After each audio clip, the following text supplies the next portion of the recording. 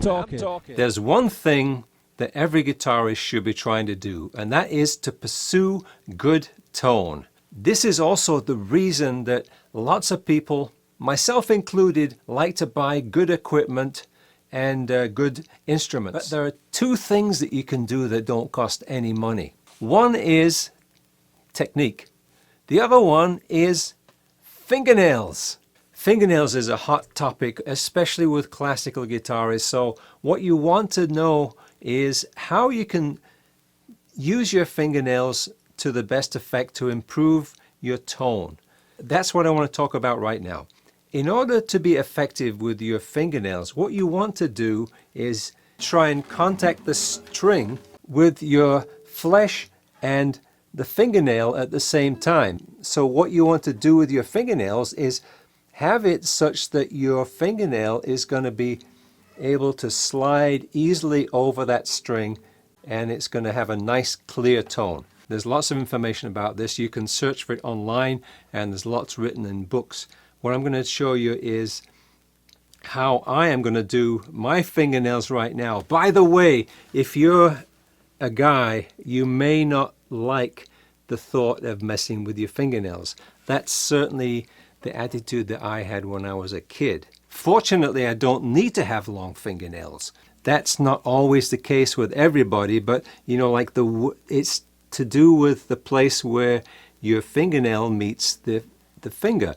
So I don't need to have very long fingernails in order to be able to contact the string and to use that fingernail to play the string. So now this issue of fingernails is also complicated if you're a lady, because ladies typically like to keep their fingernails neat and sometimes long. So if you're playing guitar, then you kind of have to make a choice, especially classical guitar. Is it more important that you have nice looking fingernails, or is it more important that you can make a good sound on guitar with fingerstyle? And the other thing is, if you play the piano, now this has been the case for a student of mine who played piano very well, and they were learning guitar, but the problem was when they had longer fingernails on the right hand, they just couldn't stand the clicking on the keyboard of the piano. It's something that you have to come to terms with. Now, the other thing is that some people don't even use fingernails, and that's the case with even some famous guitar composers like Fernando Sor and Aguedo. But really, I would say the majority of players after Segovia use fingernails for their playing. And there is a certain advantage. Having that hard material contact the string gives a certain type of sound. Now, to optimize that sound, what you want to be able to do is to shape these fingernails. So that's what we're going to take a look at right now. So how do we do that? So now let's talk about the right and the left hand. The left hand is really easy because the left hand you just want to have short enough so that when you put your fingers down and play a string, it's not going to push your finger to one side or the other. So that's really easy. The right hand is where we have to now pay the closest attention. So what I'm going to use for a tool is a diamond file. Okay, so the first thing we need to do is to take a look at the ends of our fingers. Now, sometimes you find that the fingernail is kind of sloped one way or the other way, and everybody's going to be different in that aspect. Now, more importantly is when you take your hand on the guitar and you contact the string. Now, that string is going to be contacted on either the right or the left side of the finger typically. So you have to decide how you're going to hold your hand, because if you hold it this way, then you contact on the right side, or if you hold it a little bit the other way, then it's going to contact on the other side. And that can be to your advantage. So you have to know what is the most natural way for your hand to sit on the guitar. And it's something that you want to experiment a little bit with before you decide how you're going to start shaping your nails. Now, if you have a nail cutter, This is not good for this. What you need to be able to do is to shape this nail precisely. Now there are all different ways, and you're going to see cutting this way or cutting that way or cutting pointy shapes or just following the shape of the nail. Now when I was a kid, I was told just follow the shape of your finger, and that works. Actually, that's the most easy thing to do, and it actually works, and it's something you don't have to think too much about or figure out. Unless you're a professional classical guitarist, then you may not have the time, so that's often the best and easiest way. So just make sure that your finger can contact the string and shape the fingernail according to the shape of your finger end. If you want to do something a little bit more, like what I'm going to try and attempt here is, I'm going to contact the string with each of these fingers and just determine when I do this, my finger is contacting on the left side. Now if I turn the hand a little bit this way, it may be contacting on the right side. So I have to make a choice. This time what I'm going to do is I'm going to make a choice that I'm going to be playing on the left side of the finger.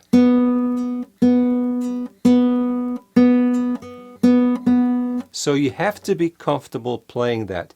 It doesn't mean that you can't try the other way and alter your technique a little bit, but I'm going to try setting this up on the left side of the finger, and I'm going to find that contact point, and then I'm going to create a straight ramp across the finger, and we're going to see how that works. The way I'm going to do this is I'm going to take this file as if it's the string, right? And I'm going to play that string. I'm going to set this up right like this. But first of all, I'm going to use a little bit of engineering technique here, and I'm going to mark this with a marker pen so that I have a line on the end of the finger, and then I'm going to take that, just kind of put the hand in a position now where I can just pretend that that's a string right there. I'm going to play that string like that. I'm going to do that with each finger, and one more finger.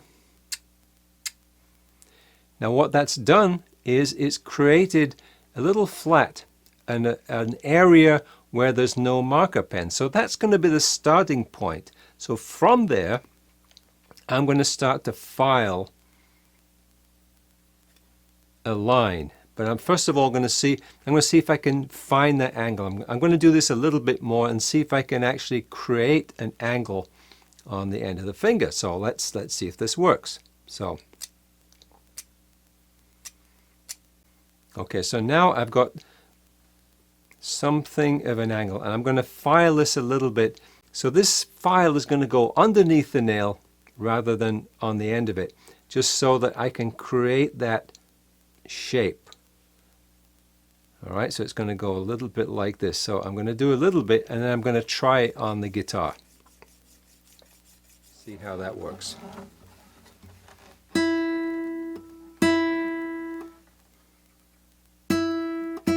Now I can actually feel a little bit on this edge that it needs a little bit of a lead in, so that when I contact that, it's not hooking the string. So I think I need to file this down a little bit more so that that contact point is perhaps a little bit farther back. So I'm going to try this, I'm going to experiment, I'm going to show you what the result is.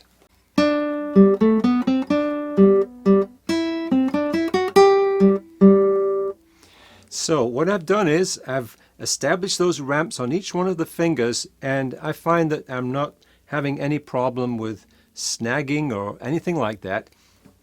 And if you really want to make this super smooth, what you can do is actually start to use sandpaper like very fine sandpaper. You can start at 400, go go as fine as you can, maybe 1,000, and make it really polished. And that way you'll have a really super smooth ramp that can glide across the strings. And it does make a difference. I have gone to that trouble in the past, and I've found that that does work. Now you may be wondering, what about the thumb? For my thumb, actually what I've found is, if I do use the nail part of the thumb, I've found that I tend to start in the middle of the thumb and go toward the outside. So in that case, your ramp was going to start in the middle, somewhere in the middle of the thumb. So one thing I didn't really emphasize is that you're going to have to start to find a point where, if your nail is super long, you're going to have to perhaps whittle this down a little bit until it's at a place where you contact the string easily with your nail and the flesh part. And then once you've got that point, then you can start to make some kind of a ramp or curve, whatever you decide to do, so that you glide over the string smoothly.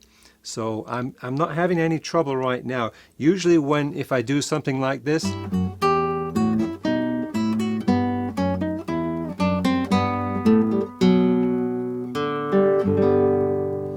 I'm actually using pretty much the flesh part.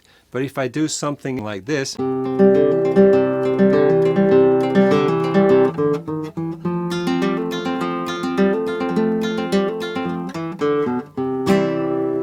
then I'm going to be using the nail part of the thumb, and I tend to dig in a little bit. Now what the tendency has been sometimes I've found is that I tend to hook under the string. But if you have that ramp there, then you can prevent that.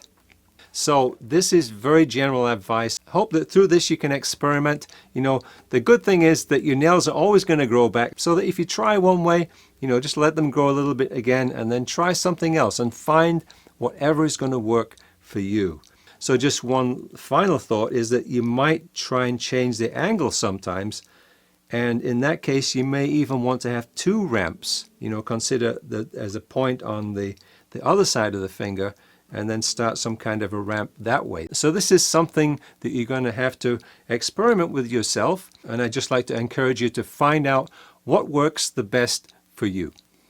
Alright, so this is part of my course that's going to be available on Udemy and Skillshare. So if you're interested in those, click down below to go to the website and you can find out about those. Also, if you like this tip, hit the thumbs up, and don't forget to subscribe to the channel so that you get more tips and more interesting stuff. God bless. I'll see you soon.